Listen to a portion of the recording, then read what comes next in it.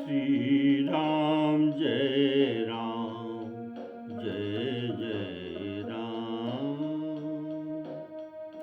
श्री राम जय राम जय जय राम। श्री राम जय राम जय जय राम। श्री राम जय राम जय जय राम। श्री राम जय राम जय जय राम।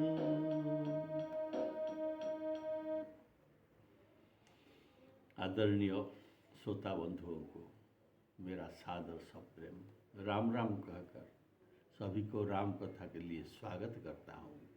प्रेम से बोलिए सियावर रामचंद्र की जय। आप सुन रहे थे शंकर भगवान जी ने गिरिजा जी को राम कथा सुना रहे थे।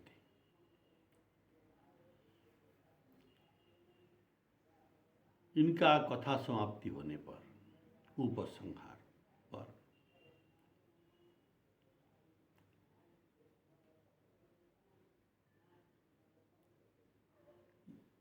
तो गिरिजा जी कैसे शंकर जी के प्रति जो कृतज्ञता ज्ञापन करते हैं ये आप अभी सुनेंगे। मंगलमय कल्याणकारी कथा सुनकर उमा जी हर्षित हुई और बड़ी नम्रता से अत्यंत विनम्र और कोमल वाणी से श्री शंकर जी से राम कथा सुनकर उनको कृतज्ञता ज्ञापन करने के लिए कहते हैं कि हे पुरारी, मैं धन्य हूँ, धन्य हूँ, धन्य हूँ, अर्थात मैं परम धन्य हूँ। मेरे समान, ऐसा गिरिजा जी कहते हैं पार्वती जी, मेरे समान कोई धन्य नहीं है कि मैंने भव भय को हरण करने वाले राम गुण सुने। हे कृपायतन, आपकी कृपा से अब मैं कृतकृत्य अर्थात कृतार्थ हो गई। अब मुझे कुछ भी मोह नहीं है। हे प्रभु, मैंने सच्चिदानंद प्रभु श्री राम जी के प्रताप को जाना।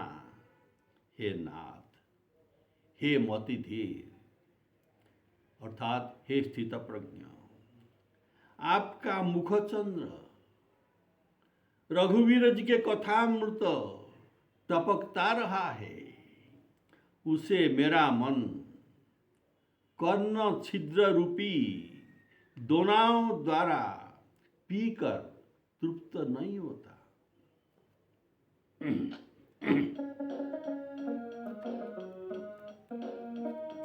सुनी शुभ कथा उमा हरसानी,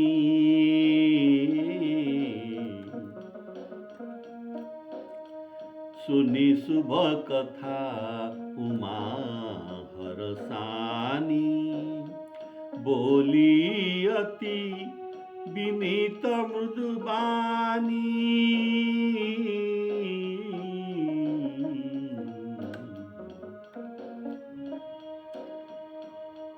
धन्य धन्य में धन्य पुरारी,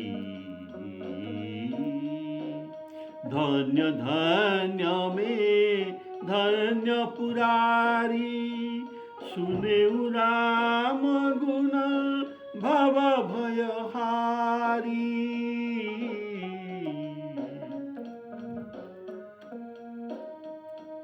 तुम्हारी कृपा कृपायतन अवकृत कृत्य न मोह, जाने राम प्रताप प्रभु चिदानंद संदो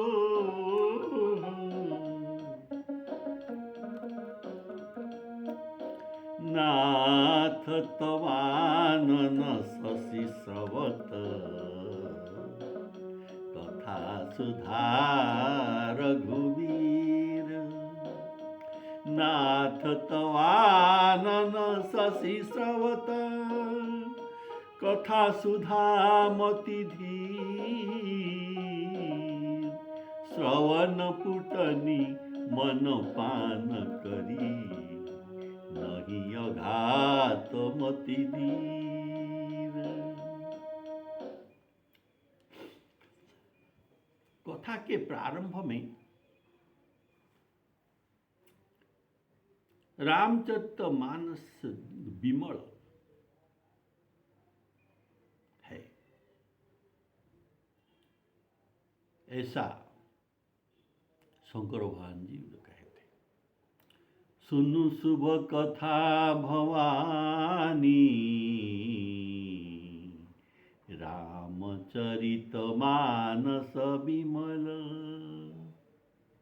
विमल अर्थात निर्मल, पवित्र, ऐसा भाव है। तो कथा के प्रारंभ में शंकर भगवान जी कहते रामचरित मानस विमल, और कहा सुनु शुभ कथा भवानी रामचरित मानस विमल।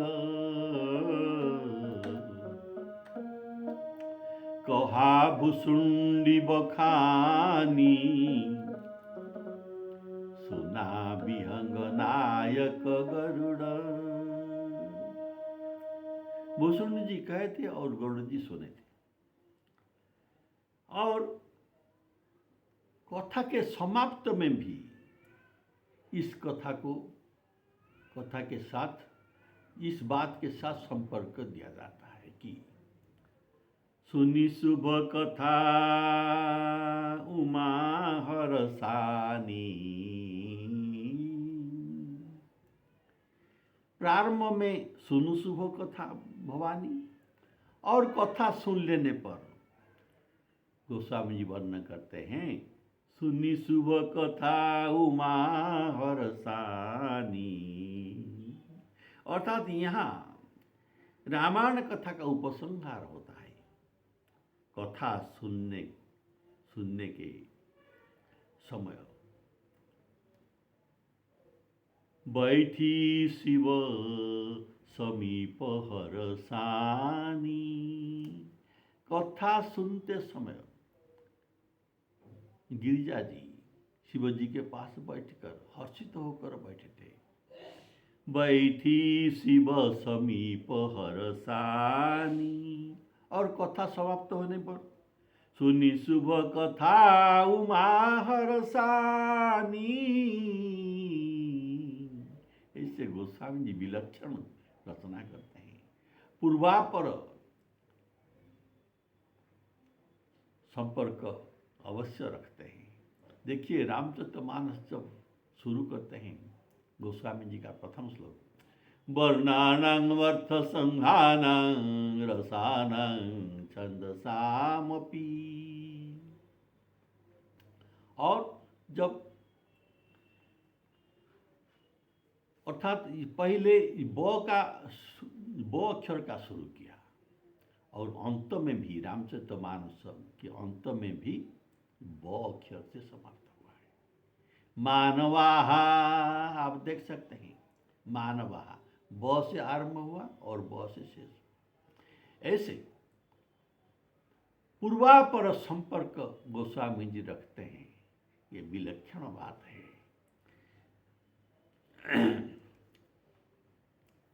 पहले पार्वती जी का प्रश्न करने पर श्री शिव जी उनको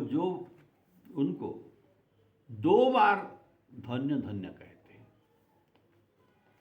शंकर भगवान पार्वती जी को, श्रोता को धन्य धन्य कहते हैं। 2 बार।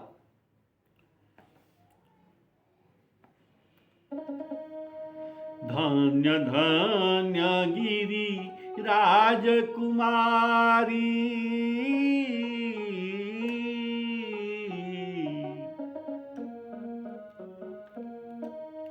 धन्य धन्य गिरी राजकुमारी,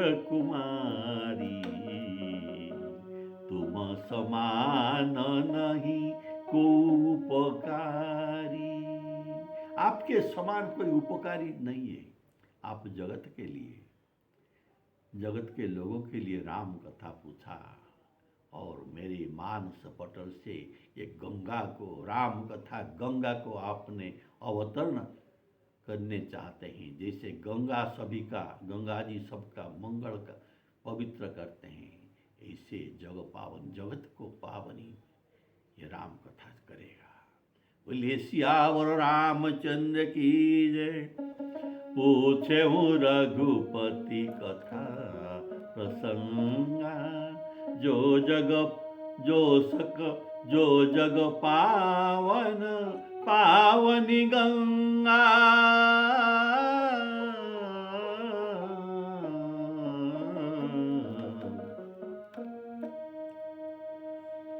अब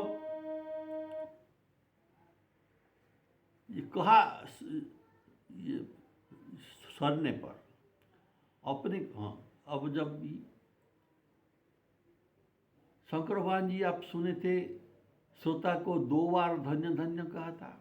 अभी कथा का समाप्त हुआ तो इसी धन्यवाद पर ही खत्म होता है। तो देखिए पार्वती जी अपने को 3 बार धन्य मानते हैं। सुनिए, धन्य धन्य में धन्य पुरारी, सुने राम कथा भव भयहारी।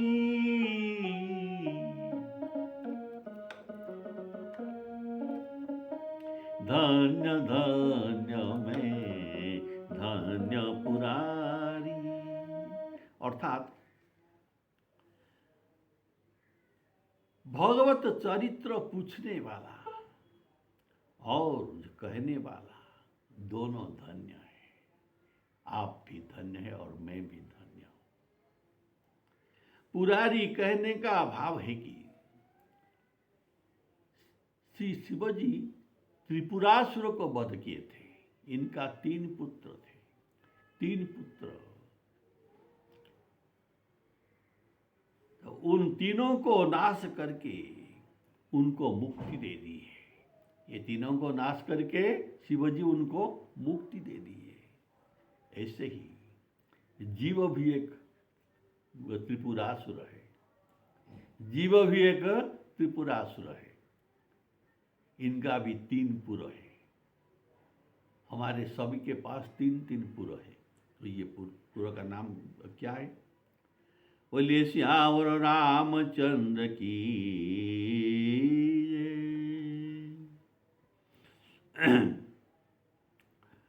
तो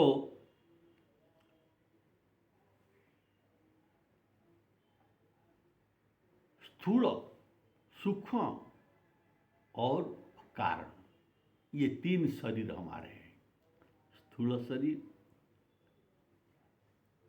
जो हम आपको देखा जाते हैं, जो हम बातचीत करते हैं। सूक्ष्म शरीर, सूक्ष्म शरीर ये है जो बनने के बाद ये शरीर भी रहता है। इनमें शरीर नहीं होता, लेकिन शरीर के सिवाय 5 इंद्रिय और मन रहता है। और इनमें पृथ्वी तत्व नहीं है, इसीलिए दूसरों को ये दिखाई नहीं देता।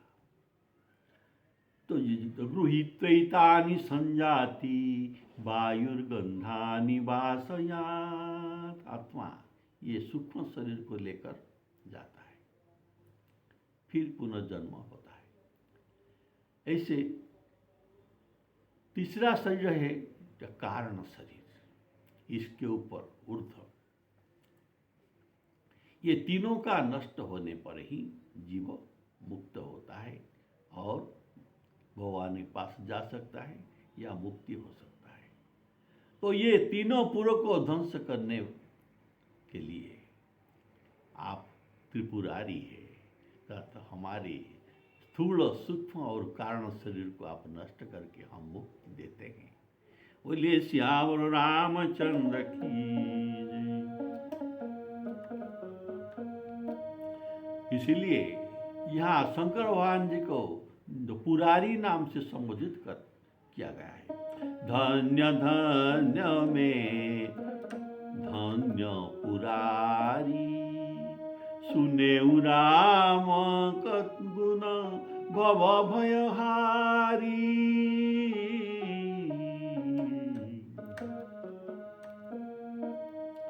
पार्वती जी कहते हैं कि मैं कृतकृत्य हो गई, क्योंकि पूर्व जन्म की सती शरीर में मेरा जो मोह था, अब ये मोह नहीं रहा।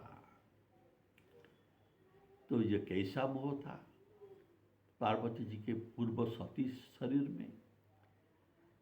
राम जी वन में सीता विरह में घूमते हुए उन्होंने देखा था, उसी समय त्रेता युग था, और ये सीता जी को ढूंढ रहे थे। वृक्ष, लता, पशु पक्षियों को पूछ रहे थे, तुमने मेरे सीता को देखा है क्या? हे खग मृग हे मधुकर श्रेणी, तुम देखी सीता मृग नैनी। प्रभु का ये विरह चरित्र देखकर सती जी को भ्रम हुआ था, और इनके मन में आया कि जो ब्रह्म व्यापक, माया रहित, इच्छा रहित, रूप रहित, जिनको वेद नहीं जानते, ये क्या देह धारण कर सकते हैं? ऐसे उनके मन में मोह हुआ था। ब्रह्म जो व्यापक बीरज गज, अकल निह वेद, सो की देह धरी होई नर, जाहि न जानत वेद, जाहि न जानत वेद। ऐसे इनको मोह हुआ था। अब कथा सुनकर राम प्रताप को जान गए, जो कुछ मोह था अब बिल्कुल नहीं रहा। इसीलिए पार्वती कहते हैं, तुम्हारी कृपा,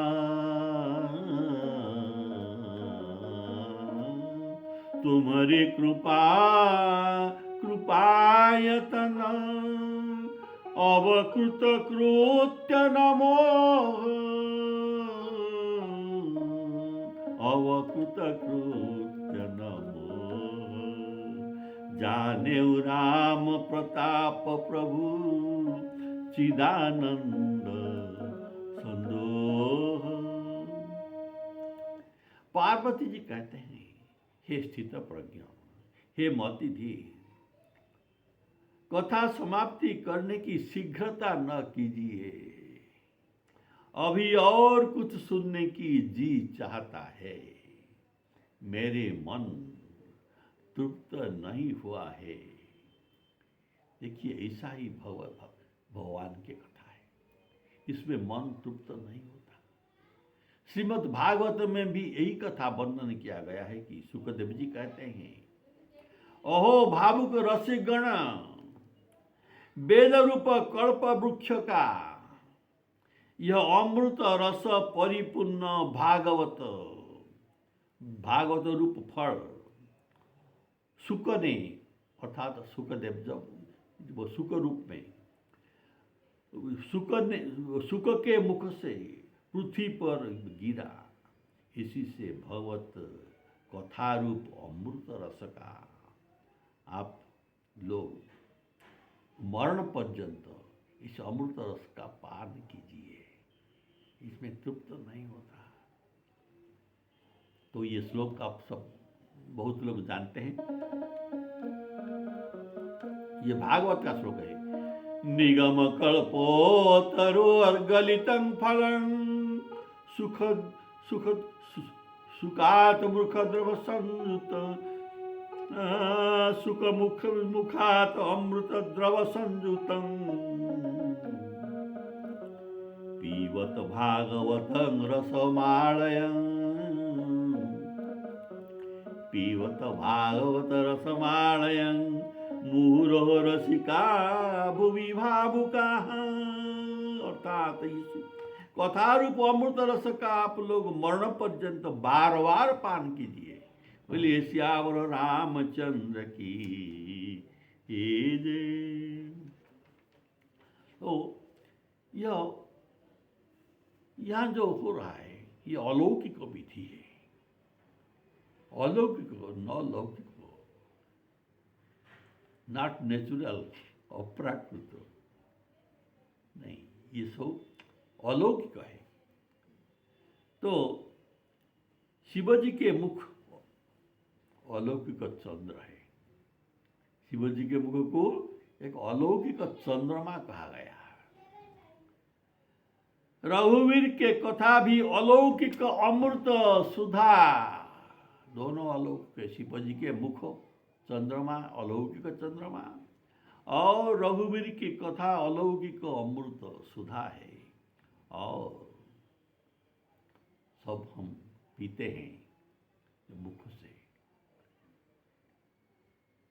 और कान से कोई पीता नहीं, लेकिन यहाँ कानों में पिया जाता है। जैसे श्रवणेंद्र के द्वारा इस कथा को पान किया जाता है। जैसे हम ग्लास में पीते हैं, ऐसे श्री राम कथा को रूपी अमृत को दोना में पिया जाता है। तो ये कौन सा दोना? ये श्रवण रूप का दोना, इसको दोना कहा गया। इस दोना में दोना के द्वारा हम राम कथा मृत पीते हैं। तो ये भी अलौकिक है, ये अलौकिक विधि है जो पीने का, अथवा अलौकिक फल भी हो सकता है। बोले श्यावर रामचंद्र की जय। ऐसा अलौकिक फल भी मिलता है, और अलौकिक स्वाद भी है। तो मन उसका रस आस्वादन करता चला जा रहा है और औघाता नहीं, इसमें तृप्त नहीं होता। पीने से औघाना तभी कहा जाता है। हम पीते हैं, हम औघा जाते हैं तब जब पीने का और इच्छा नहीं करता। जब पीने से अरुचि हो जाए तब हम मना कर देते हैं और पीना नहीं। जब मैं कृतकृत्य हो गई, पार्वती जी का भाव है कि जब मैं कृतकृत्य हो गई और मुझे कोई पाना नहीं है और मोह भी तो चला गया, तब और सुनने की आवश्यकता नहीं रह गई। ऐसा भाव नहीं, ऐसा बात नहीं है। तृप्त तो हो गया और मोह तो नहीं है, और किस लिए सुनेंगे राम कथा। फिर भी यह कथा ऐसे स्वादु है कि राम कथा में ऐसे मिठास और स्वादु है कि मन चाहता है कि इसे सुनता रहे। मन चाहता है राम कथा सुनता रहे।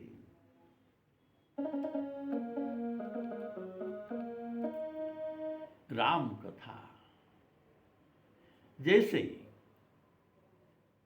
चंद्र किरण से अमृत झड़ता है, ऐसे राम कथा से अमृत स्रवता है। इसलिए, और ये जो चंद्र किरण से जैसे जो अमृत स्रवता है, तो चकोर पक्षी इसे पान करता है, ये इसको कभी तृप्त नहीं होता। ऐसे हम सब संत हैं, राम कथा में हमें तृप्त नहीं होता। राम कथा से अमृत झरता है, जैसे चंद्र से अमृत निकलता है। तो राम कथा को चंद्र के किरण के समान कहा गया है, और हम सब चकोर पक्षी है उसे पान करने के लिए। तुलसीदास जी कहते हैं, राम कथा शशि किरण समाना,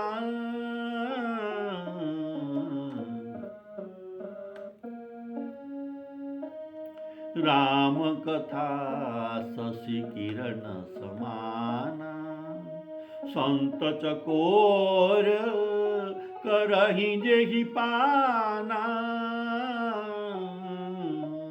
संत चकोर करहि जेहि पाना। राम कथा में ऐसी शक्ति है कि इसको सुंदर तो करताली कहते हैं। करताली बजने से निकट वृक्ष का पक्षी उड़ जाते हैं। तो हमारे